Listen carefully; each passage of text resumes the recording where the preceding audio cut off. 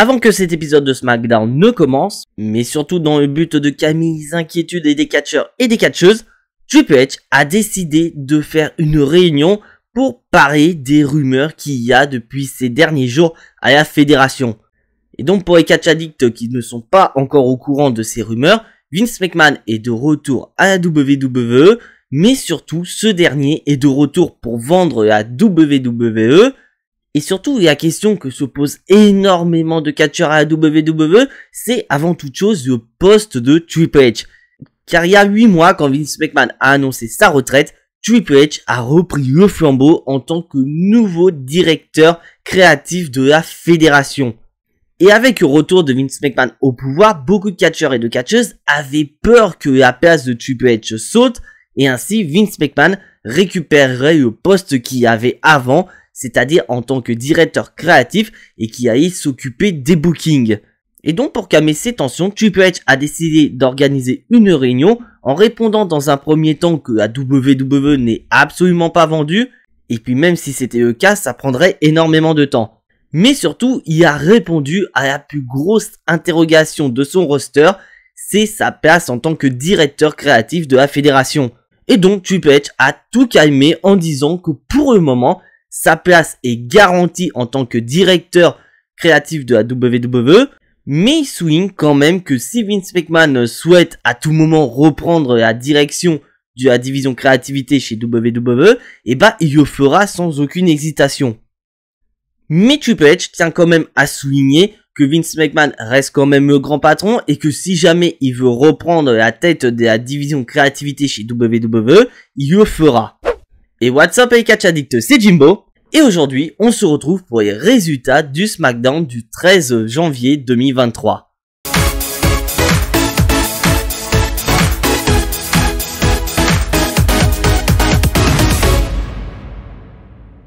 Et donc pas le temps de s'échauffer, il est temps de commencer cet épisode de SmackDown très fort avec un match pour le titre intercontinental où notre champion Gunther affronte Braun Strowman. Un Braun Strowman qui a exprimé sa volonté depuis plusieurs semaines à vouloir affronter Gunther pour le titre de champion intercontinental. Donc là, son vœu est exaucé, il va pouvoir affronter le champion. Et bordel, pour cet opener de SmackDown, on a vraiment un match de dingue. Un match de 15 minutes entre les deux catcheurs, où dans un premier temps, Imperium va tenter d'intervenir dans le but d'aider Gunther. Mais cette intervention va être vite enrayée par Braun Strowman et ça n'aura aucune incidence sur le combat. Et le combat est tout simplement excellent entre les deux. J'ai adoré cet opener entre Braun Strowman et Gunther. Mais la fin de match gâche un petit peu tout. Car la fin du match va se dérouler dans un coin du ring où Gunther va porter un énorme powerbomb sur Braun Strowman pour le compte de 3. Et donc grâce à ce powerbomb, Gunther bat Braun Strowman et conserve ainsi son titre de champion intercontinental. Et donc pourquoi je n'ai pas aimé cette fin de match, c'est parce que tout simplement on sent que ce powerbomb est botché et que Braun Strowman ne tombe pas correctement. Bon après je défends Gunther, c'est quand même Braun Strowman en face de lui, c'est quand même un beau bébé. Et puis qui dans le roster principal à l'heure actuelle peut se dire j'ai fait un powerbomb à Braun Strowman? Et il y en a pas beaucoup actuellement. Et donc grâce à cette victoire sur Braun Strowman où Michael Cole aime bien nous rappeler que ce dernier est co-recordman d'élimination en un seul Royal Rumble avec 13 éliminations. Pour moi il n'est pas co-recordman parce que pour moi le Greatest Royal Rumble n'est pas canon. Et donc du fait que pour moi le Greatest Royal Rumble n'est pas du tout canon avec ce qui se passe à la WWE, le seul et unique recordman c'est Brock Lesnar en 2020. Mais bon je chipote un peu, il faut quand même rester au match. Et donc grâce à cette victoire, Gunther conserve son titre intercontinental mais aussi gagne davantage de niveau et se présente comme l'un des gros favoris du Royal Rumble. Car oui, Gunther a annoncé sa participation au Royal Rumble. Ça va être une dinguerie, j'ai l'impression. Donc après ce gros match de championnat entre Braun Strowman et Gunther, on se retrouve en backstage avec notre membre honoraire de la Bloodline, Sami Zayn. Un Sami Zayn qui va vouloir aller dans le vestiaire de la Bloodline et il va vite être accueilli par Paul Heyman. Et Paul Heyman va annoncer la couleur à Sami Zayn. Il est le seul membre de la Bloodline qui est présent à SmackDown, c'est-à-dire pas de Roman Reigns, des Usos ou encore de Solo Sikoa. Ce qui ne va pas du tout arranger Sami Zayn car lui il veut quand même des conseils de la part de son chef tribal comment il doit s'en sortir face à Kevin Owens lors du main event. Et bah Paul Heyman va donner son conseil à Sami Zayn. Il dit que Roman Reigns veut que Sami Zayn fasse le boulot ce soir.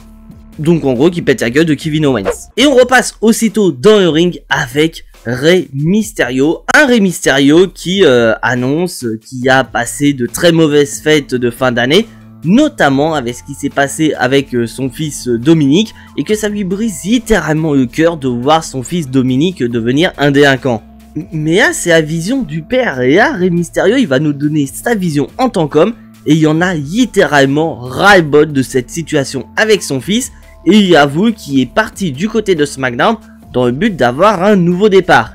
Et en parlant de nouveau départ, nous avons Karrion Kross qui arrive et qui va confronter Rey Mysterio. Et Karrion Kross a entendu la volonté de Rey Mysterio de remporter cette édition 2023 du Royal Rumble. Et Karrion Kross va rappeler effectivement que Rey Mysterio a remporté le Royal Rumble il y a de ça 17 ans. Bon, pour ceux qui s'en rappellent pas, c'était en 2006 où Rey Mysterio a écrit l'histoire du Royal Rumble en restant plus d'une heure pour remporter le Royal Rumble et aller à WrestleMania. Et là, Karrion Kross va chauffer Rey Mysterio en disant que certes il a remporté le Royal Rumble il y a de ça 17 ans et que ça devait être un moment très spécial pour son fils, sauf que Rey Mysterio ne le sait pas car il n'était pas là à ce moment pour voir la réaction de son fils. Et Karrion Kross va continuer à critiquer Rey Mysterio soit dit en passant, ce qui ne va pas plaire à ce dernier et il va s'en prendre littéralement à Karrion Kross, le plaçant pour son 619. Mais comme vous le savez, Scarlett est toujours présente aux côtés de Karrion Kross, donc Scarlett va intervenir dans le but de gêner Rey Mysterio et permettre à son mari de remporter cette confrontation face à Rey Mysterio. Et donc ça y est mes chers amis catch addicts, on a cette première confrontation entre Karrion Kross et Rey Mysterio.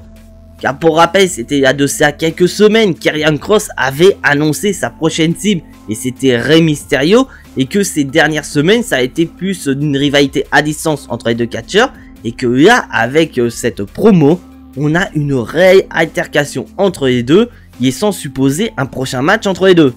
Une confrontation qui va être confirmée par la WWE car dans 2 semaines Karrion Kross fera face à Rey Mysterio. Donc dernier SmackDown avant le Royal Rumble. Je suis curieux de voir ça. Ensuite mes chers amis catch addicts, on se retrouve dans les vestiaires où nous avons Liv Morgan, Emma et Maxime Dupuis. Oui, Maxime Dupuis est de retour officiellement du côté de SmackDown, mais sans Mansoor et Massey. Peut-être que c'est la fin du clan. Et justement, Liv Morgan, qui était la première à annoncer sa participation au Royal Rumble, annonce sa volonté d'être la première à rentrer dans le Royal Rumble match. Et là, tout le monde est en train de se moquer d'elle jusqu'à l'arrivée d'une certaine Raquel Rodriguez. Raquel Rodriguez qui va littéralement se foutre de la gueule de Liv Morgan en lui disant qu'au vu de son physique qu'elle a, elle n'a aucune chance de rester jusqu'au bout et de remporter le Royal Rumble match féminin et d'aller à WrestleMania. Ce qui ne va pas plaire à Liv Morgan, et cette dernière va exprimer son mécontentement en portant une énorme claque à Raquel Rodriguez, ce qui va laisser Maxime Dupuis étonné, mais surtout c'est qui va faire rire Emma, et Liv Morgan n'en a pas fini car elle va proposer un match entre elle et Raquel Rodriguez ce soir à SmackDown. Une confrontation que Raquel Rodriguez va accepter et qu'on aura un peu plus tard pour cet épisode de SmackDown. Mais bon, on reste du côté féminin avec un match entre Tegan Nox et Xia Li. Et donc pourquoi nous avons ce combat, c'est qu'il y a de ça quelques semaines, Tegan Nox s'est fait attaquer par Xia Li, causant la défaite de son équipe face au champion tag team Damage Control. Un match qui va durer 3 minutes et pour être honnête avec vous mes chers amis catch addicts, il était pas ouf du tout. Parce que d'un côté, Xia Li reste quand même une très bonne catcheuse, mais depuis qu'elle est dans le roster principal, on ne sait pas quoi faire d'elle. Donc est-ce que ce serait pas le bon moment pour elle de repartir du côté de NXT pour pouvoir se construire très forte du côté du roster de NXT? Ce qui est possible, parce que le match va se terminer avec Tegan Nox qui va porter son Shining Wizards pour le compte de 3. Et donc Tegan Nox remporte ce combat et peut laisser supposer une entrée au Royal Rumble match féminin. Mais pour Xia Li, elle est de plus en plus enterrée. Donc après ce combat, on repart en backstage où nous avons Drew McIntyre et Sheamus qui sont aux côtés d'Adam Pearce, et ces deux-là ont des demandes assez spécifiques. Car du côté de Drew McIntyre, ce dernier veut un combat contre les Viking Raiders. Parce que oui, pour ceux qui n'étaient pas au courant, mes chers amis catch addicts, juste après le main event face aux Usos, Drew McIntyre et Sheamus ont été attaqués par les Viking Raiders.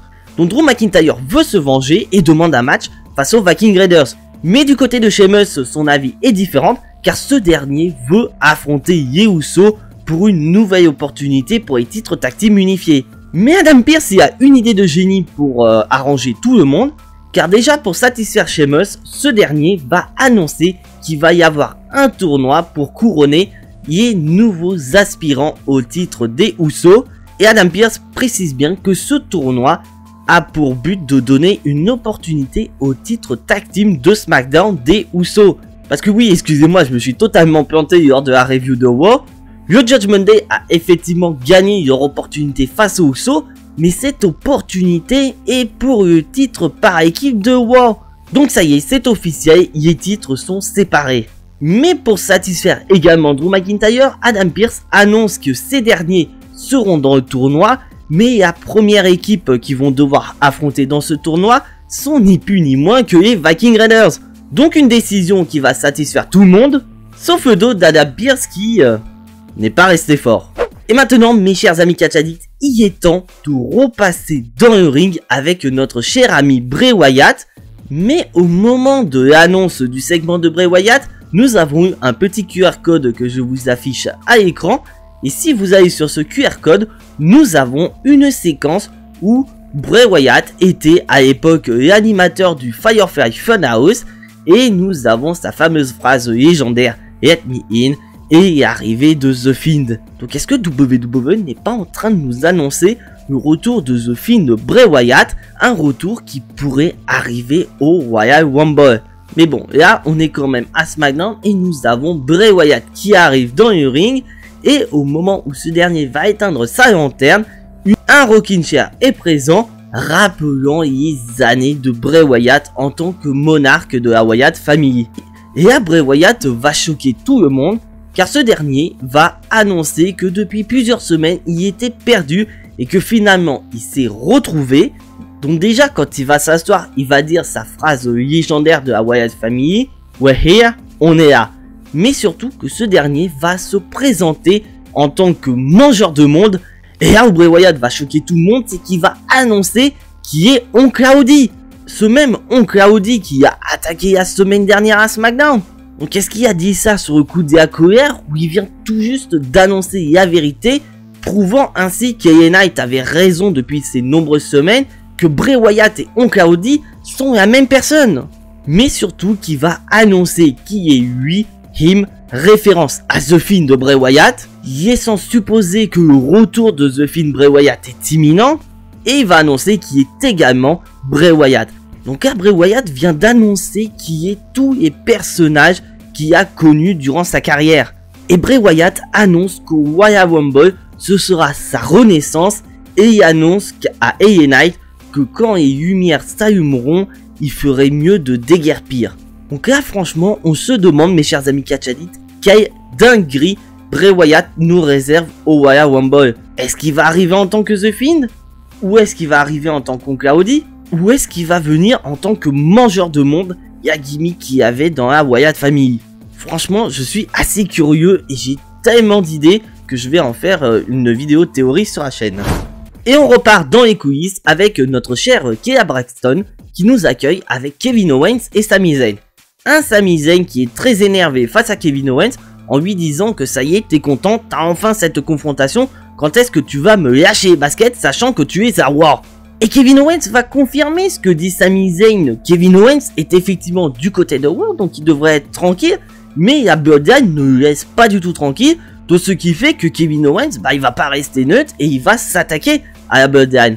Mais là où ce qui est le plus intéressant, mais ce qui va sonner le trouble aussi dans l'esprit de Sami Zayn, c'est que Kevin Owens rappelle à Sami Zayn que le match tag team qu'il y a eu avec John Cena, ou même encore ce main event de cet épisode de SmackDown, n'a pas été annoncé par Kevin Owens. c'est Roman Reigns qui a annoncé ces différents matchs. Et non Kevin Owens, lui, il en a rien à foutre de ce qui se passe avec Aberdeen. C'est Aberdeen qui lui pose des c'est Aberdeen qui lui met des bâtons dans les roues. Et Kevin Owens continue à tenter d'ouvrir les yeux à son ex-meilleur ami en disant qu'il est un pion dans les mains de Roman Reigns et que le jour où Roman Reigns n'aura plus besoin de lui, il va le virer. Mais Sami Zayn ne l'écoute pas et il est persuadé que Aberdeen c'est sa famille et que pour rien au monde, Roman Reigns, les Usos ou encore CEO aussi. Et ce dernier est persuadé qu'aucun membre de la Bloodline n'ira le trahir. On verra ça. Et maintenant, on repasse dans le ring avec le match qui va opposer Liv Morgan et Raquel Rodriguez. Et pour rappel, mes chers amis catch addicts, ces deux catcheuses seront présentes dans le Royal Rumble. Donc bien sûr, dans ce combat, il y aura des références au Royal Rumble. Mais surtout que Raquel Rodriguez est là pour montrer une seule chose à Liv Morgan, c'est que cette dernière n'a pas le physique adéquat pour venir à bout de cette dernière, ni même d'autres catcheuses qui sont supérieures à elle. Ce qui va être montré dès le début du combat, car Raquel Rodriguez va arriver sans aucun problème à balancer Liv Morgan par-dessus la troisième corde et ainsi éliminer si c'était un Royal Rumble. Ce qui va d'un côté énerver Liv Morgan. Et elle veut prouver le contraire, c'est qu'avec son physique, elle est capable d'éliminer des catcheuses plus puissantes qu'elle. Donc dans un premier temps, elle va tenter d'éliminer Raquel Rodriguez sans succès, mais Liv Morgan va tenter une deuxième fois, mais cette fois-ci, cette dernière va prendre un petit peu plus d'élan et parvenir à balancer Raquel Rodriguez par-dessus la troisième corde avec un gros coup de la corde à linge.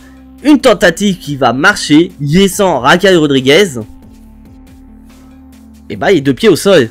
Donc Liv Morgan vient de prouver à Raquel Rodriguez qu'elle est capable d'éliminer des catcheuses qui physiquement sont supérieures à elle.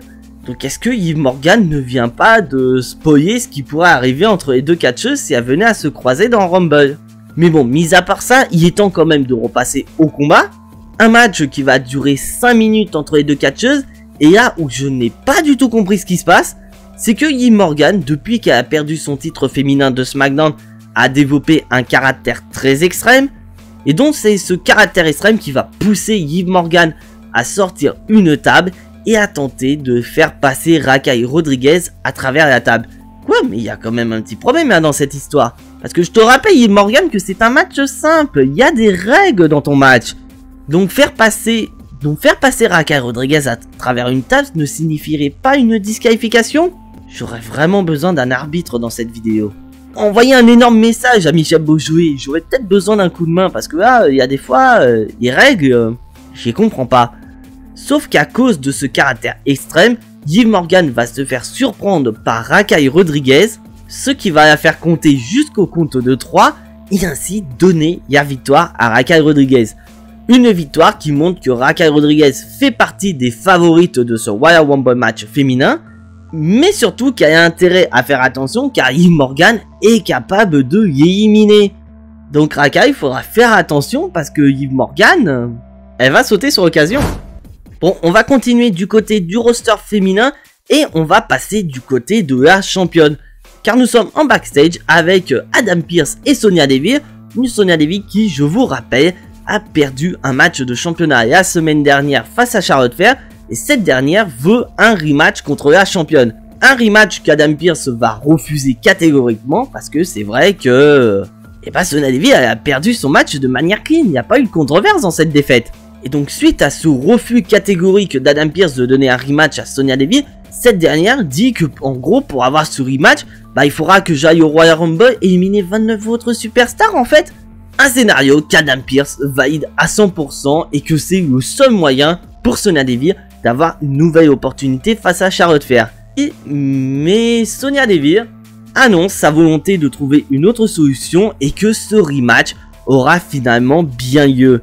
Donc on part à la pub, retour de pub, et là on se retrouve en backstage encore où Sonya Deville met son plan à exécution et son plan est d'attaquer la championne Charlotte Flair.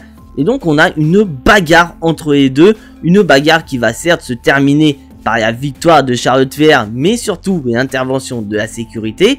Et on peut supposer que la semaine prochaine à SmackDown, Charlotte Flair va nous parler de cette agression qu'elle a subie des mains de Sonya Deville. Ce qui pourrait justement amener à ce fameux rematch que demande Sonya Deville et qu'on pourrait avoir au Royal Rumble entre Sonya Deville et Charlotte Flair.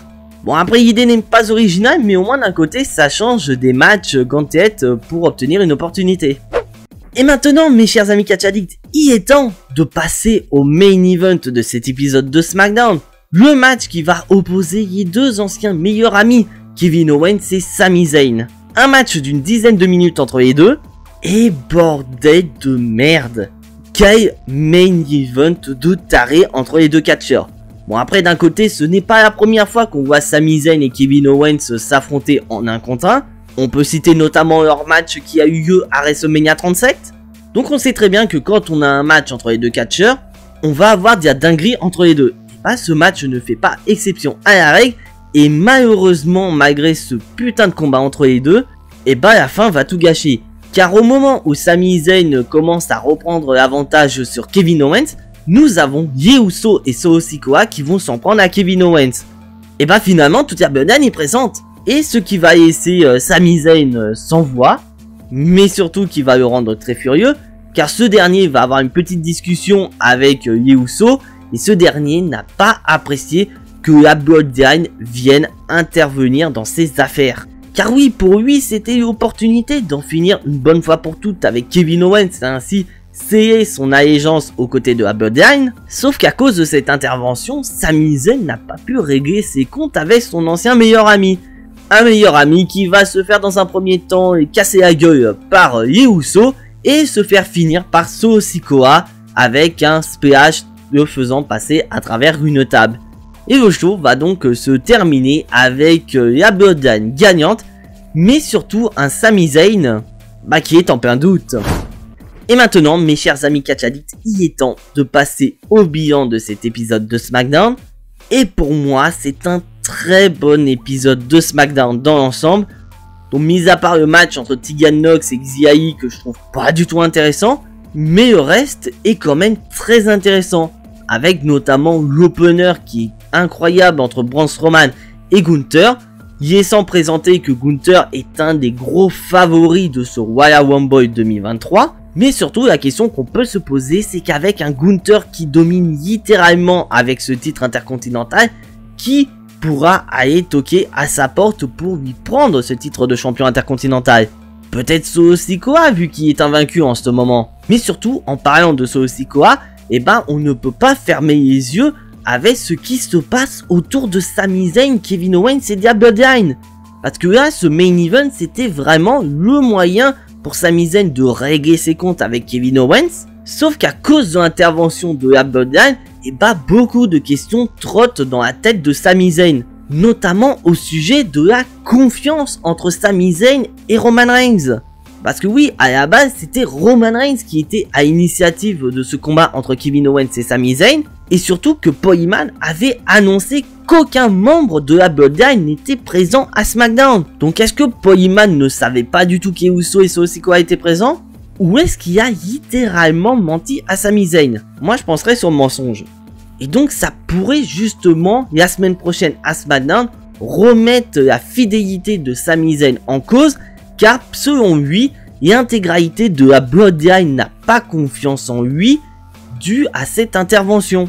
Parce qu'on le voit après l'intervention des Usos que Sami Zayn a plusieurs questions dans la tête, notamment une question concernant la confiance de la Bloodline. Donc franchement, je suis assez curieux de voir ce qui va se passer à SmackDown la semaine prochaine. Car oui, la WWE nous a annoncé que la semaine prochaine, Roman Reigns sera présent pour signer son contrat avec Kevin Owens pour ainsi officialiser la confrontation au Royal Rumble. Et donc maintenant mes chers amis catch addicts, il est temps de passer à la note de cet épisode de SmackDown. Un très bon épisode de SmackDown comme je l'ai dit, c'est pour ça que je lui donne la note de 8 sur 10. Et maintenant c'est à vous. Mes chers amis catch addicts, n'hésitez pas à me dire la note de cet épisode de SmackDown dans les commentaires. Je suis très curieux de connaître votre avis. Et donc voilà mes chers amis catch addicts, c'est tout pour les résultats de cet épisode de SmackDown. Et je m'adresse surtout à ce cher catch addict qui n'est toujours pas abonné à cette chaîne YouTube. Je t'invite à cliquer sur le bouton abonner, c'est entièrement gratuit et ça soutiendra la chaîne. et on sera de plus en plus nombreux à suivre cette aventure catchesque. Et bien sûr, je t'invite à cliquer sur la petite cloche pour être notifié de prochaines vidéos, car demain sortira une nouvelle vidéo et le fait d'activer la cloche te notifiera de la publication de cette dernière sur la chaîne. Et bien sûr, je vous laisse lâcher votre plus gros pouce bleu qui fait également plaisir à la chaîne et qui m'aidera au recensement sur YouTube. Et donc comme je l'ai dit, on se retrouve demain pour une toute nouvelle vidéo. Mais en attendant, soyez tous très fiers d'être des catch addicts. C'était Jimbo, et à la prochaine!